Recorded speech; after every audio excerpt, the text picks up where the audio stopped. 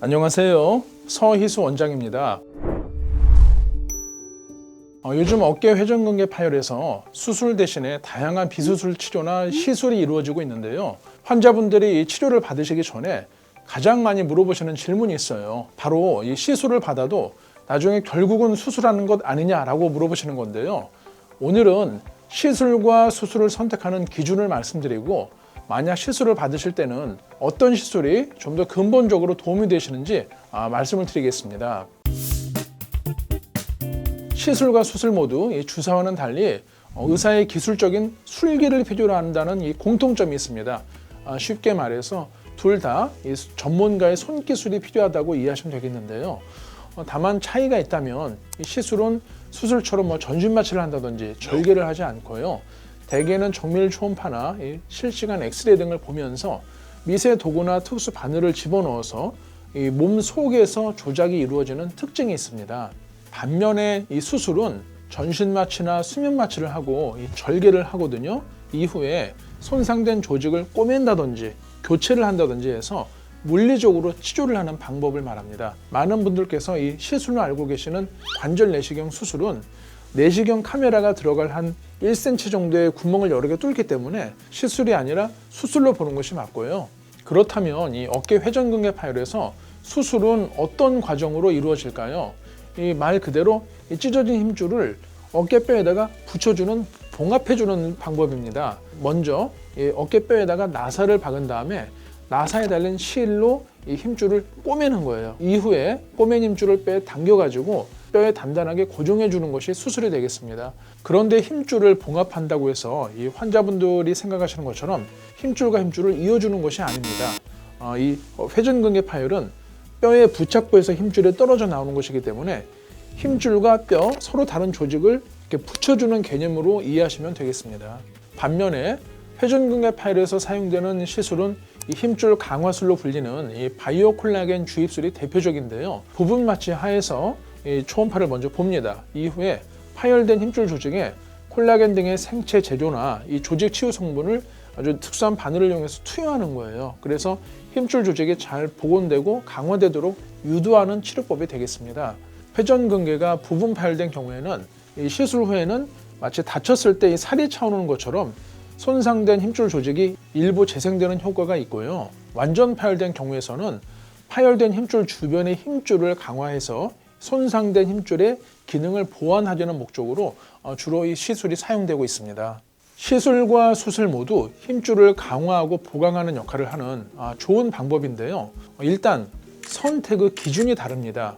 어깨 회전근개 파열의 크기가 3cm 이하면서 어깨 기능이 어느 정도 유지될 때는 비수술 치료인 시술을 먼저 시행하는 것이 바람직하겠고요.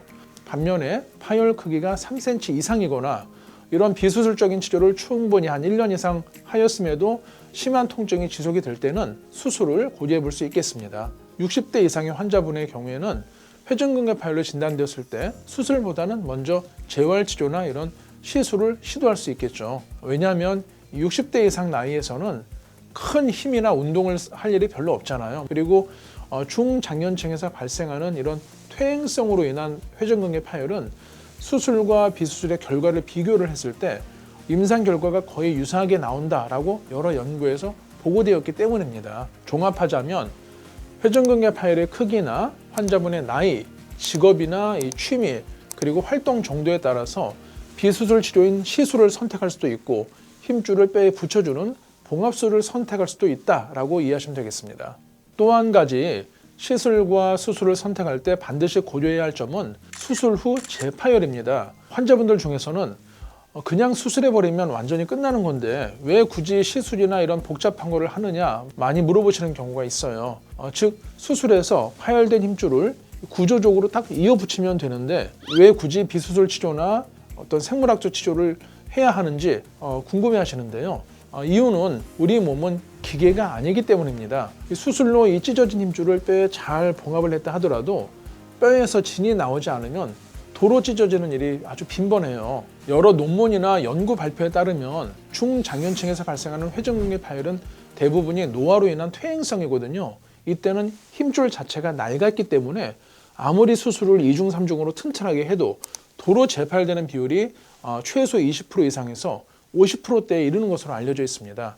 문제는 이런 재파열이 발생하면은 이 봉합된 실이 힘줄을 물고 떨어져 나와요. 그래서 요만했던 구멍이 재파열될 땐 이만해집니다. 더군다나 실로 인해서 이게 힘줄이 다 너들너들해지기 때문에 더 이상 손을 쓰기 어려워지는 것이 문제입니다. 결론적으로 회전근개 파열은 무조건 수술하지 않으면 안 돼! 라는 생각으로 성급하게 수술했다가 오히려 혹을 여러 개 붙이는 경우를 많이 보거든요. 따라서 이 수술은 비수술적인 치료를 충분히 해보고 그래도 호전이 없을 때 한해서 신중하게 결정하는 것이 바람직하겠습니다.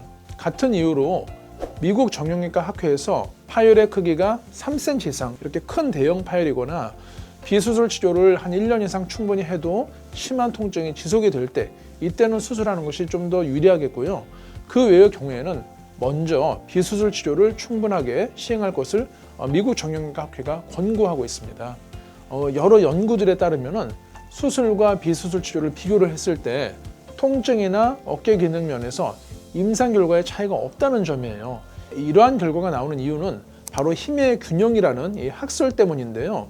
의사들이 이제 관찰을 해보니까 파열된 힘줄을 꼭 봉합하지 않더라도 이 주변 힘줄이 튼튼하게 균형이 맞잖아요. 어깨 기능이 수술한 것과 비슷하게 잘 유지가 된다는 그런 학설이 되겠습니다. 정리하자면 증상의 정도, 파열 크기, 그리고 나이나 직업, 취미, 기대하는 어떤 운동 정도뿐만 아니라 수술 후 재파열 가능성 등 이런 위험성을 종합적으로 고려를 하셔서 시술을 할지 수술을 할지 선택하는 것이 가장 좋다라고 말씀드리겠습니다. 따라서 이 시술이나 수술 모두 그냥 자의적으로 판단하지 마시고 경험이 많은 어깨 정형외과 전문의의 조언을 들은 다음에 결정하시기를 꼭 당부드리고 싶습니다.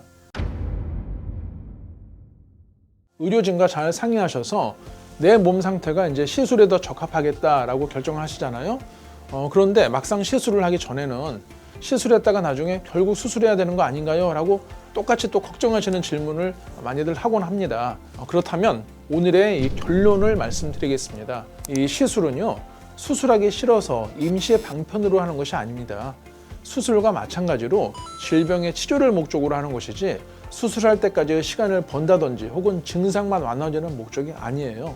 질환의 원인을 해결하기 위해서, 즉 치료를 위해서 시술을 하는 겁니다. 다만 이를 위해서는 중요한 두 가지 조건이 있습니다. 첫 번째는 시술을 결정하실 때 통증 치료가 아니라 원인 치료가 되는 시술을 선택하셔야 합니다. 이 시술 중에는 증상만을 줄여주는 이 통증 치료 목적의 시술이 있고요. 반대로 수술처럼 이 손상된 조직의 복원을 도와주는 원인 치료 목적의 시술이 있습니다. 지속적인 효과를 위해서는 바로 효과가 나지 않더라도 조직의 복원을 좀 촉진해서 근본적인 치료가 되는 이 원인 치료 목적의 시술을 선택하시라고 꼭 말씀을 드리고 있고요. 두 번째 조건은 시술 후에도 꾸준한 재활 운동을 통해서 관리를 잘 하셔야 된다는 것입니다. 이것은 뭐 시술이나 수술 모두 마찬가지겠죠. 어깨 회전근개 파열로 치료를 받은 분이 계속 무거운 아령을 위로 들거나 철봉, 팔굽혀펴기를 하면 당연히 어떻게 되겠습니까? 이 상처 부위가 더 찢어지겠죠. 환자분들께서 시술이나 수술을 하면 완치가 되냐고 물어보시는 경우가 많아요. 이때 저는 좀 냉정하게 아니요라고 대답을 합니다.